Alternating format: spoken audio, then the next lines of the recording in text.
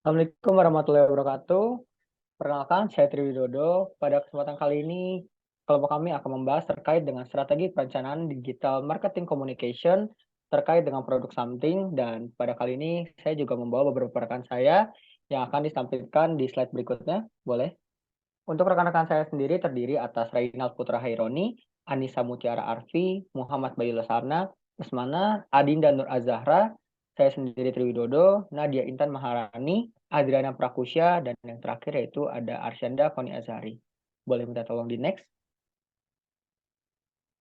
Baik, untuk topik pembahasan kali ini kami juga akan memberikan beberapa penjelasan terkait dengan profil perusahaan something, kemudian yaitu adanya terkait perencanaan digital marketing communication, adanya analisis produk, publik serta lingkungan, yang ketiga adanya perencanaan DMC, yang keempat adanya rancangan program DMC, dan yang kelima adanya evaluasi kegiatan. Boleh di next?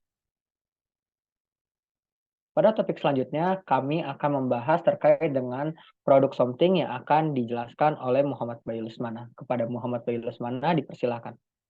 Oke, oke, terima kasih Dodo. Untuk Something sendiri itu berdiri pada bulan Mei 2019, yang dimana merupakan merek kecantikan yang diproduksi oleh PT Royal Pesona Indonesia di bawah kepemimpinan yang inspiratif dari Iren Ursula. Boleh di next. Nah, selanjutnya pada slide ini akan dijelaskan oleh rekan saya selanjutnya. Silakan. Baik, terima kasih. Untuk slide selanjutnya ada perencanaan digital marketing communication. Yang pertama itu ada analisa produk atau jasa. Jadi PT Royal Pesona Indonesia mengeluarkan terobosan baru, yakni menciptakan aplikasi berbasis kecantikan yang didirikan pada tahun 2019. Something ini tercetus dengan adanya inspirasi yang didapatkan melalui generasi perkembangan zaman milenial yang memiliki gaya hidup sehat dan juga aktif untuk mendapatkan kulit yang sehat. Selain itu, brand Something juga memiliki fokus utama dalam memberikan pengembangan produknya dalam bentuk make up maupun skincare dengan jaminan kualitas yang cukup tinggi. Dan adanya pemilihan bahan baku yang baik tentu saja sudah menjadi faktor utama dalam pembuatan produk Something yang didampingi dengan teknologi yang canggih dalam pengemasannya serta SDM yang ahli yang dimiliki oleh Something. Something juga memiliki beberapa varian produk perawatan dan juga make up yang mana sudah banyak dijumpai oleh masyarakat seperti facial wash, serum, eye cream, toner, lipstick, cushion, dan juga mask. Yang mana produk ini masih banyak lagi yang sudah siap digunakan tanpa adanya ketakutan akan hal yang tidak diinginkan karena sudah lulus pada tahap uji coba klinis serta BPOM. Dan Something ini mengimplementasikan konsep lokal bertaraf internasional dan juga halal, serta bisa dipakai sehari-hari, baik itu digunakan ibu hamil maupun menyusui sekalipun. Kemudian yang kedua ada analisa publik atau STP, yang mana modal STP ini melalui 3 proses sebelum pelaksanaan serangkaian taktik pemasaran. Di antaranya itu ada segmenting, targeting, dan juga positioning. Jadi dalam strategi pemasaran langkah pertama yang adanya segmenting, yang mana target pasar ini dibagi menjadi beberapa bagian berdasarkan faktor seperti tempat tinggal, usia, kebutuhan, dan juga karakteristik. Kemudian Something juga menargetkan remaja kalangan menengah ke bawah yang tertarik untuk belajar make up atau ingin berkreasi dengan hal-hal baru yang menyenangkan. Dan Something ini tidak hanya memfokuskan target pasarnya itu pada perempuan saja sebagai pembeli impulsif, tetapi juga memperluas target pasar untuk mencakup kalangan pria sebagai konsumen potensial. Selanjutnya dalam tahap yang kedua itu ada tahap targeting, yang mana Something ini memilih satu atau lebih karakteristik untuk menentukan target pasarnya. Mana aplikasi ini menyediakan fitur lengkap dan produk yang telah dikelompokkan berdasarkan jenisnya, seperti serum, kemudian lipstick, promosi, produk baru, dan juga lain-lain. Yang mana hal ini itu jadinya memudahkan konsumen dalam mencari produk yang mereka itu inginkan. Kemudian di setiap halaman produk juga mencantumkan informasi-informasi terkait bahan-bahan dan juga cara penggunaannya. Kemudian yang ketiga ini ada analisa lingkungan. Maaf, yang ketiga ini saya akan menjelaskan mengenai positioning. Dengan strategi positioning ini, Something menciptakan ciri khas bagi aplikasinya dengan menawarkan fitur lengkap dan kategorisasi produk yang memudahkan konsumen. Kemudian analisa lingkungan yaitu menentukan strategi dan arah perusahaan pada masa depan serta melakukan perencanaan strategis sebelum menjalankan aktivitas bisnis. Mungkin hal ini akan dilanjutkan lebih dalam oleh oleh rekan saya yaitu Nadia Intan Maharani. Baik, selanjutnya masuk ke dalam analisa lingkungan atau SWOT. Di sini sendiri terdapat 4 bagian yang dimana terdapat strength, weakness, opportunities, dan juga threats. Di bagian strength ini sendiri, ya ini kekuatan. Yang pertama, memiliki banyak varian skincare yang unik pada produk serta dapat melakukan pembelian lewat aplikasi Something. Yang kedua, memiliki terobosan strategi baru melalui pengembangan produk daripada aplikasi tersebut. Dan yang terakhir, memiliki kemasan produk yang dapat didaur ulang dan program unggulan yakni Beauty Recycle. Selanjutnya masuk ke dalam tahap kelemahan atau weakness. Yang pertama, strategi marketing produk mudah ditiru oleh para pesaing. Yang kedua, bahan baku organik yang terbatas menimbulkan keterlambatan produksi. Yang ketiga, adanya ketergantungan alat dan teknologi pada proses produksi. Dan yang terakhir, terdapat tiruan dari pesaing yang menggunakan konsep kemasan daur ulang yang sama. Selanjutnya masuk ke dalam tahap peluang atau opportunities. Yang pertama, citra merek pada produk Something yang kuat dapat meningkatkan kepercayaan terhadap brand. Yang kedua, pemanfaatan aplikasi sebagai strategi marketing dapat memberikan daya tarik dan brand awareness terhadap produk. Yang ketiga, pemilihan lokasi yang strategis serta media pemasaran pada produk yang dapat meningkatkan penjualan. Dan yang terakhir, strategi penggunaan aplikasi yang menarik serta memiliki banyak fitur dapat memperluas pangsa pasar. Selanjutnya masuk ke dalam ancaman atau threats, di mana yang pertama, munculnya aplikasi serupa pada brand lainnya yang menyebabkan terjadinya persaingan. Yang kedua, terdapat penawaran harga produk serupa yang lebih murah oleh pesaing pada brand lain. Ketiga, adanya kemungkinan penurunan minat pembeli oleh customer pada produk yang ditawarkan. Dan yang terakhir, kemungkinan terjadinya maintenance pada aplikasi dan menyebabkan terhambatnya efektivitas perbelanjaan. Masuk ke dalam slide selanjutnya, yakni pada rencanaan digital marketing communication. Strategi perencanaan pemasaran itu sendiri berperan sebagai penentu mau kemana bisnis berjalan, serta bagaimana cara guna sampai kepada tujuan perusahaan. Sama seperti langkah-langkah yang dilakukan oleh brand kosmetik lokal, Something ini sendiri dalam mewujudkan strategi digital marketing communication demi menggait lebih banyak konsumen baru. Langkah pertama yang dilakukan ialah menganalisis lingkungan terlebih dahulu menggunakan metode SWOT yang tadi sudah saya sebutkan. Kemudian, setelah memperoleh titik temu bersendikan hasil analisis, pengelola mengimplementasikan rencana pemasaran tersebut, yang dimana terdapat 3 bagian, yakni yang pertama dari tujuan digital marketing communication itu sendiri.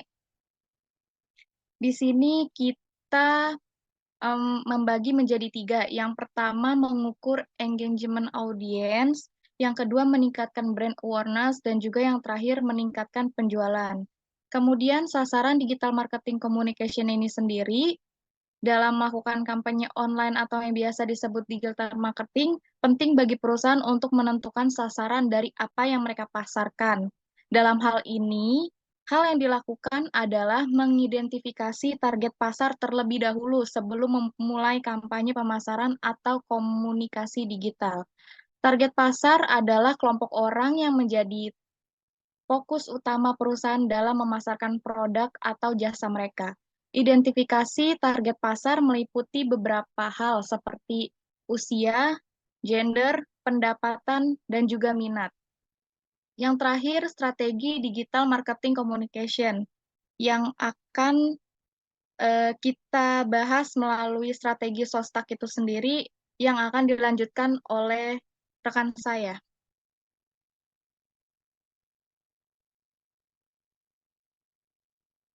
Baik, terima kasih sebelumnya kepada Nadia Intan Maharani. Saya akan melanjutkan terkait dengan strategi marketing dari Sostek.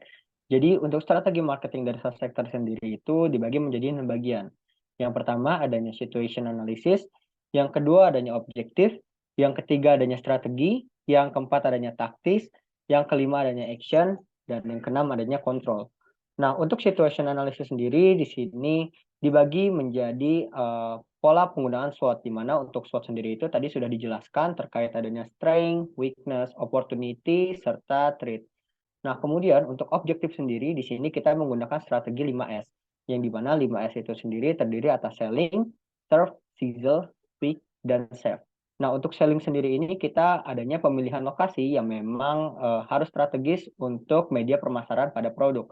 Kemudian untuk serve, kita menggunakan kemampuan SDM yang memang memadai untuk memberikan terkait dengan pelayanan yang memang dibutuhkan dengan customer. Kemudian untuk sizzle, kami melakukan strategi perencanaan yang memang matang untuk membuat brand dari something ini menjadi produk yang memang bersaing dengan brand-brand besar juga dan sejenisnya. Kemudian untuk si Stick sendiri, kami menggunakan fitur konsultasi yang mana pada brand something ini merupakan salah satu keunggulannya juga. Dan yang selanjutnya itu adanya Save. Dari Save ini kami juga memiliki pemanfaatan media untuk strategi serta teknik pemasaran produk yang lebih luas lagi. Kemudian untuk strategi sendiri di sini kami menggunakan STP, di mana untuk STP sendiri juga tadi sudah dijelaskan terkait adanya segmentasi pasar, targeting, serta positioning pada produk something itu sendiri. Kemudian untuk taktis, kami melakukan adanya strategi mix dari 4P, di mana untuk 4P sendiri itu terdiri atas produk,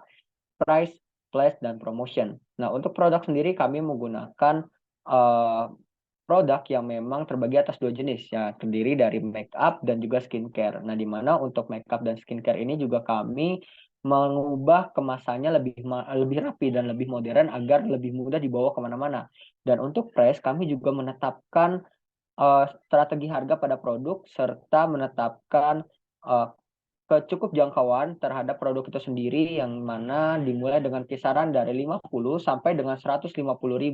Dan untuk place sendiri kami melakukan strategi pemilihan tempat yang memang menarik serta untuk pemilihan tempatnya sendiri itu kami memiliki franchise serta online shop. Dan untuk promotionnya kami memiliki teknik marketing yang memang melalui diskon, iklan, kemudian kolaborasi sampai dengan endorsement. Nah, untuk di poin kelima yaitu adanya action, di mana untuk action sendiri juga kami membagi atas 5 poin yang terbagi atas action pada produk, action pada marketing, action pada lokasi, action pada harga, dan action pada SDM. Nah, untuk action pada produk, kami melakukan upaya untuk mencapai tujuan terkait dengan pembuatan aplikasi, pemanfaatan media, serta pemberlakuan sistem daur ulang yang adanya terdapat di dalam aplikasi dan pembuatan fitur-fitur menarik lainnya.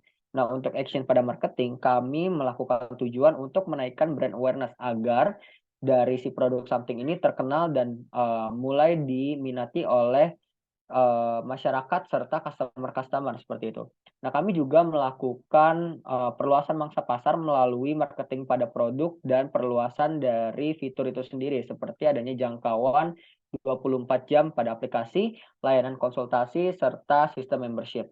Nah, untuk action pada lokasi, kami juga sudah membaginya atas 2 kegiatan. Yang pertama kegiatan secara online dan yang kedua yaitu adanya kegiatan secara offline. Untuk online sendiri kami membaginya melalui online shop dan untuk offline kami melakukan pusat perbelanjaan terkait dengan merchandise maupun franchise di mall-mall besar dan mall-mall tertentu untuk melakukan transaksi pada produk. Terkait dengan action pada harga, kami juga sudah memberikan harga yang terbaik hingga saat ini masuk ke dalam kategori 50 brand lokal dengan penjualan tertinggi karena adanya harga serta kualitas yang terjamin. Kemudian adanya action pada SDM, di mana untuk action pada SDM sendiri di sini itu memiliki pemberlakuan sistematis kerjasama yang baik terhadap setiap produk maupun adanya brand itu sendiri terkait dengan produksi, pemasaran, dan penggunaan untuk brand something-nya. Nah, untuk yang terakhir yaitu adanya kontrol. Nah, untuk kontrol ini kita melakukan tahapan akhir untuk mengevaluasi dari perencanaan yang telah dibuat. Nah, untuk evaluasi dan perencanaan itu kami melakukan beberapa poin, adanya fitur antar jemput kemasan daur ulang, kemudian adanya mode trial pada produk, dan adanya fitur konsultasi, fitur online shopping mall something, dan adanya fitur membership. Boleh di next. Nah, untuk selanjutnya ini ada rancangan program digital marketing communication yang akan dibacakan oleh rekan saya, Bayu Lesmana. Kepada Bayu Lesmana, dipersilakan. Terima kasih Triwidodo. Sebelumnya sebelum merancang strategi digital marketing, penting untuk melakukan analisis pasar yang menyeluruh untuk memahami dengan baik target pasar, something, dan tren industri yang relevan. Berikut adalah langkah-langkah yang dapat diambil dalam melakukan analisis pasar. Yang pertama itu ada identifikasi target pasar, yang dimana menentukan usia apakah itu remaja atau dewasa. Lalu ada jenis kulit, apakah kulit tersebut itu berminyak, kering, atau sensitif. Lalu ada juga preferensi, yang dimana kami memahami preferensi target pasar terkait bahan alami, vegan, organik, atau produk bebas dari bahan kimia berbahaya. Lalu yang kedua itu ada tren industri. Kami meninjau tren terbaru dalam industri perawatan kulit seperti pergeseran konsumen menuju produk alami, perhatian yang meningkat terhadap keberlanjutan, atau penggunaan teknologi dalam perawatan kulit. Yang ketiga itu ada analisis pesaing. Kami juga mengidentifikasi pesaing utama yang beroperasi di segmen pasar yang sama dengan something. Lalu yang keempat itu ada posisi something di pasar. Mengevaluasi posisi something dalam pasar perawatan kulit. Meninjau juga kekuatan unik merek something seperti keunggulan produk alami, keberlanjutan, atau nilai-nilai merek yang kuat. Lalu perhatikan juga bagaimana something dapat membedakan diri dari pesaing dan menarik minat konsumen. Oke, selanjutnya setelah melakukan analisis pasar dan memahami target pasar something, langkah berikutnya adalah merancang rencana konten yang relevan dan menarik untuk menjangkau audiens target. Berikut adalah beberapa langkah yang dapat diambil dalam merencanakan konten yang efektif. Yang pertama itu ada pesan merek dan nilai-nilai something. Kami menentukan pesan utama dan nilai-nilai merek something yang ingin disampaikan kepada target audiens. Misalkan fokus pada keunggulan produk alami, keberlanjutan, atau pendekatan holistik terhadap perawatan kulit. Memastikan juga nih pesan merek konsisten dan tercermin dalam semua konten yang diproduksi.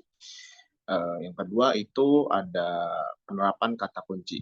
Kami melakukan penelitian kata kunci untuk memahami kata atau frasa yang sering dicari oleh audiens terkait dengan perawatan kulit alami. Lalu ada konten blog dan artikel. Kami juga membuat blog dan artikel informatif yang berkaitan dengan topik perawatan kulit alami, tips perawatan kulit, atau informasi terkini dalam industri. Kami juga menggunakan kata kunci yang relevan dalam konten dan mengoptimalkan judul, deskripsi, dan struktur konten untuk SEO. Lalu ada konten video. Kami membuat konten video seperti video tutorial, tips perawatan kulit, atau ulasan produk dalam bentuk video. Lalu selanjutnya itu ada kami membuat infografis dan grafis menarik, yang dimana menyajikan informasi perawatan kulit alami, langkah-langkah rutinitas perawatan kulit, atau manfaat produk something. Selanjutnya itu kami mengajak pelanggan untuk berbagi pengalaman mereka dengan menggunakan produk something melalui foto atau cerita.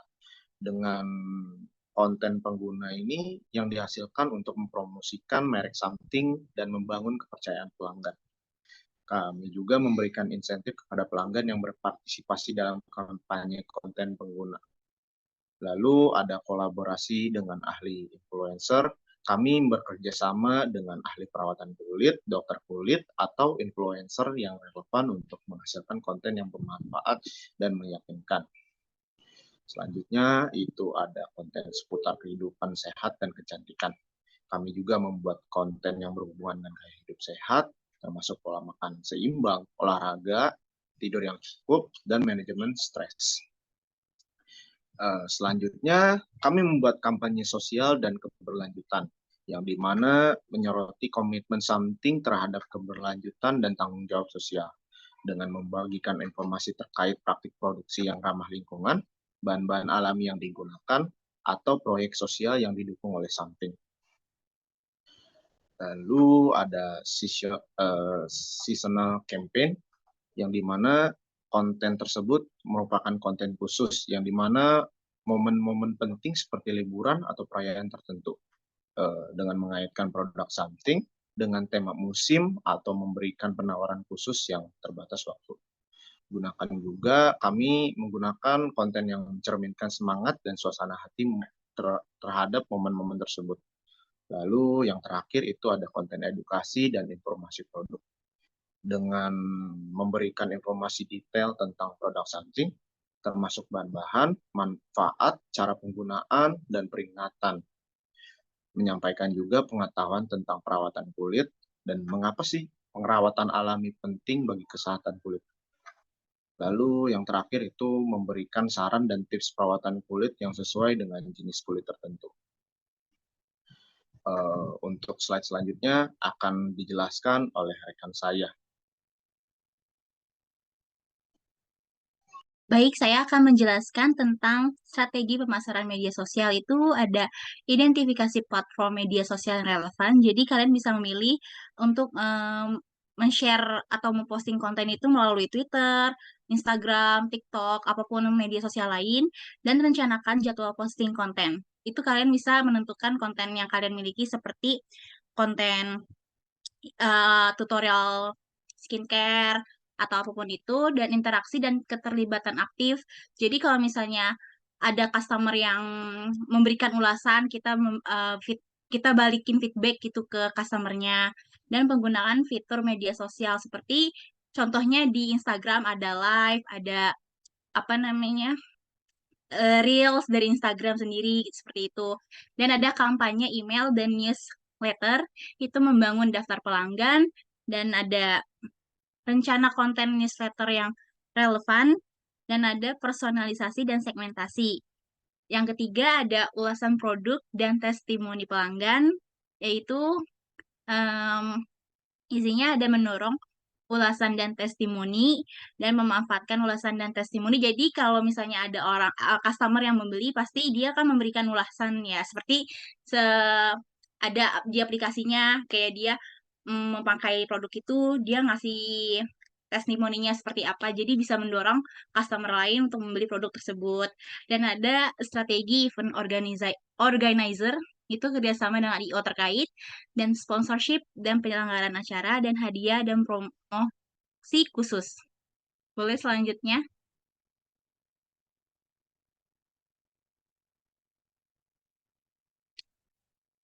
Dan di sini ada program afiliasi dan mitra influencer.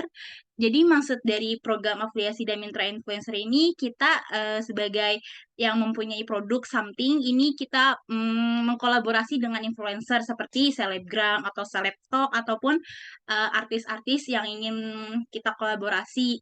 Seperti itu, ada program afiliasi, ada kerjasama influencer, konten kolaboratif, dan kode promo khusus. Biasanya kode promo khusus ini kita mengadakannya seperti ada ulang tahun di Something-nya sendiri, dan ada kode promo khusus tanggal-tanggal besar, seperti hari-hari besar maksudnya.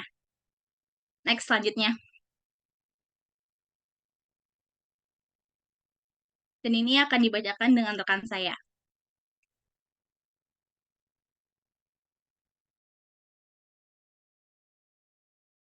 Terima kasih Anissa Mutiara Arfi. Untuk slide selanjutnya ini ada taktik yang kita gunakan dalam perencanaan digital marketing communication, yakni ada digital advertising atau periklanan melalui digital.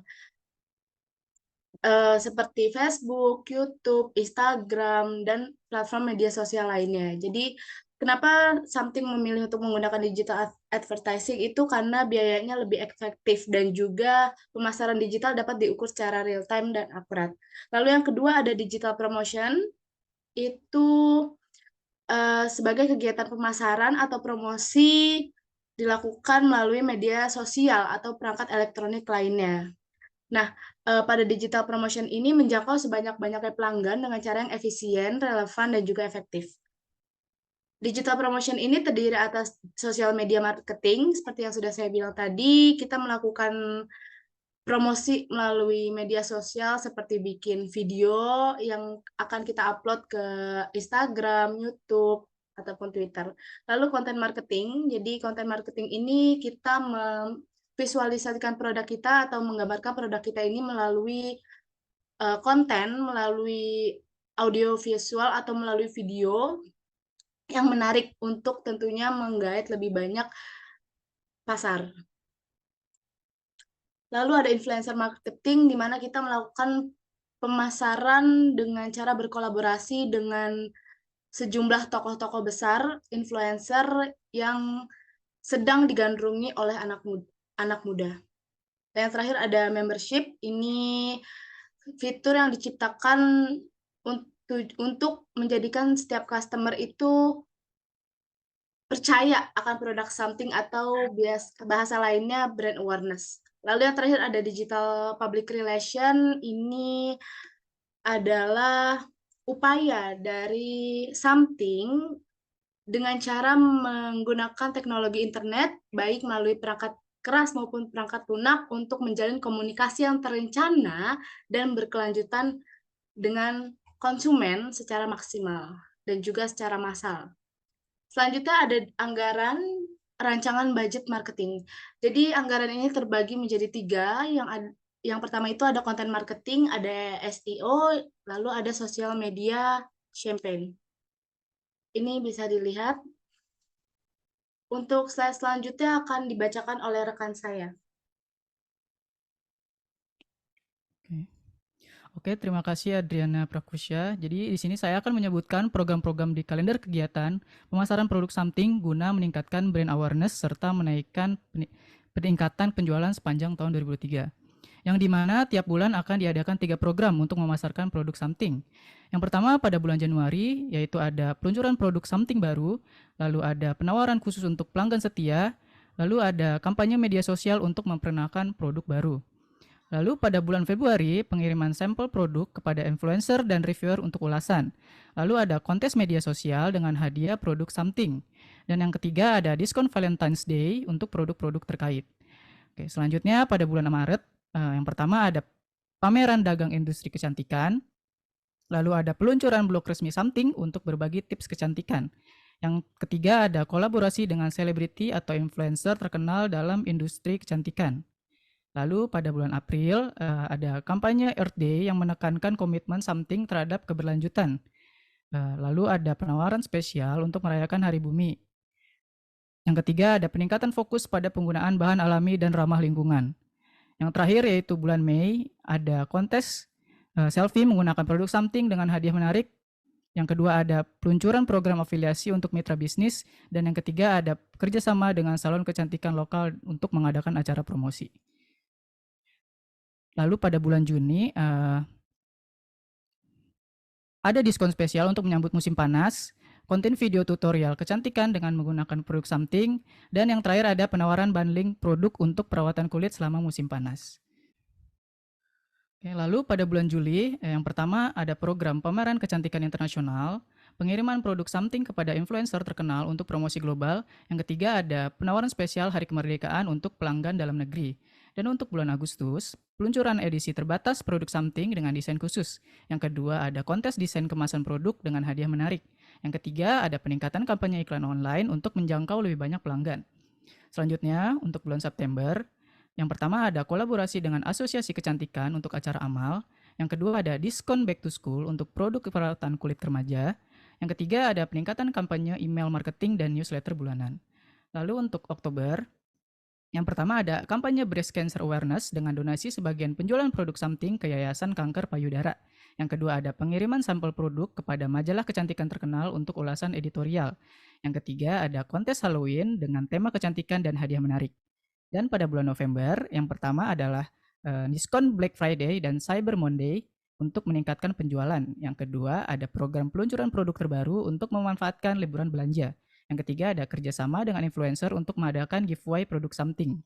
Yang terakhir, pada bulan Desember, programnya yang pertama yaitu kampanye hadiah Natal dengan penawaran khusus untuk produk something. Yang kedua ada konten media sosial untuk memberikan saran kecantikan selama musim liburan. Yang ketiga dan yang terakhir yaitu ada diskon year end sale untuk memberikan kesempatan terakhir bagi pelanggan. Oke, untuk slide selanjutnya akan dibacakan oleh rekan saya yaitu Arsyanda. Untuk Arsyanda dipersilahkan. Oke, baik, terima kasih. Untuk selanjutnya ini ada evaluasi kegiatan. Jadi di evaluasi kegiatan ini ada 3 hal yang akan dibahas, yaitu yang pertama ada analisis pasar. Nah, di analisis pasar ini banyaknya pesaing yang mempunyai klaim benefit yang sama. Solusi dari hal tersebut membuat inovasi terbaru yang tidak pasaran dengan pesaing lain, seperti dari formula, ingredients, terus packaging yang membuat tertarik konsumen. Lalu yang kedua itu ada rencana konten, yaitu membuat konten yang menarik perhatian konsumen dengan menggunakan media sosial. Lalu yang ketiga itu ada taktik digital. Nah, di taktik digital ini setelah kegiatan produk kita menggunakan digital advertising seperti press release, setelah dianalisa sangat sepi minat untuk konsumen menggunakan akses ini. Karena konsumen akan lebih mudah melihat iklan di televisi. Jadi seperti itu. Oke, slide selanjutnya. Oke, sekian dari presentasi yang sudah kami jelaskan. Terima kasih atas perhatiannya. Wassalamualaikum warahmatullahi wabarakatuh.